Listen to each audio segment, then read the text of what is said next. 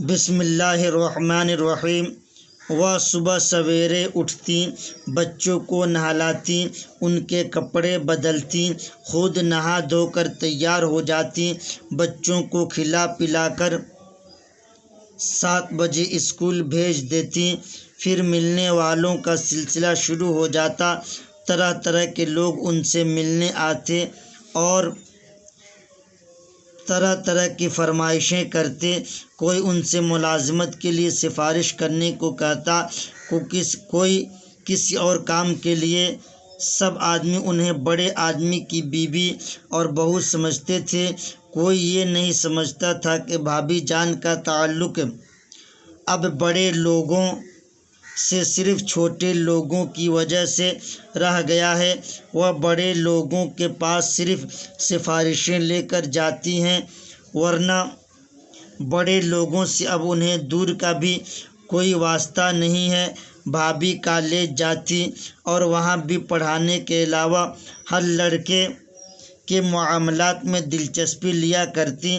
College سے آ کر پابندی کے ساتھ کئی خط روز لکھتی اور انہیں ڈاک میں ڈلواتی۔ عام طور پر یہ خطوط نئے لکھنے والوں کے نام ہوتے تھے جو ہر روز انہیں خط لکھا کرتے تھے۔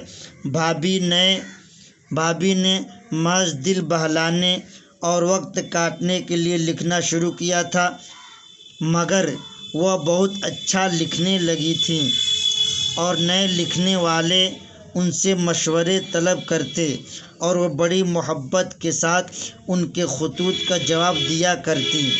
اس طرح کے نئے لکھنے والے نہ تو غلط فہمیوں کا شکار ہو کر بہک جائیں اور نہ ان کی دل شکنی ہو۔ پھر وہ شام کو ایک جگہ ٹیوشن پڑھانے چلی جایا کرتی تھیں، یعنی صبح جاگنے کے بعد سے سوتے وقت تک کام آدمی کا ہے مشین معلوم ہوتی تھی۔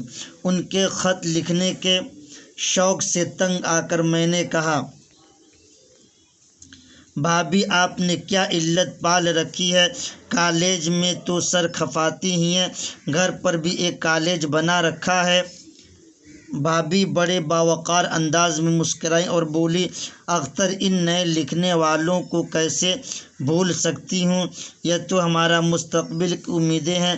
اگر میں ان پودوں پر روز چھڑکاؤ نہیں کر سکتی، ان کی خدمت نہیں کر سکتی کہ ان میں پھول لگیں اور سارا باغ مہک اٹھے، تو کم سے کم جو کچھ کر سکتی ہیں وہ تو کرنا چاہیے۔ اس جواب کے بعد کچھ اور بولنے کی گنجائش ہی نہیں تھی۔ میں چپ ہو رہا۔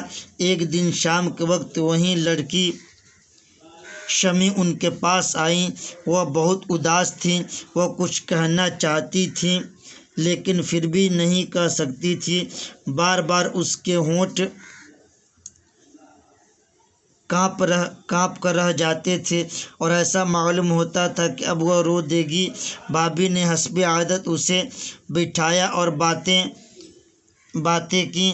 پھر آنے کی وجہ پوچھی تو وہ کچھ بھی نہ بولی۔ بھابھی جتنے اصرار کے ساتھ پوچھتی، معلوم ہوتا کہ اس کے ہونٹ اتنی ہی شدت کے ساتھ آپس میں چپکتے جاتے تھے۔ آخر وہ کچھ نہ بول سکی تو بھابھی نے اسے پکڑا اور سونے کے کمرے میں لے گئیں۔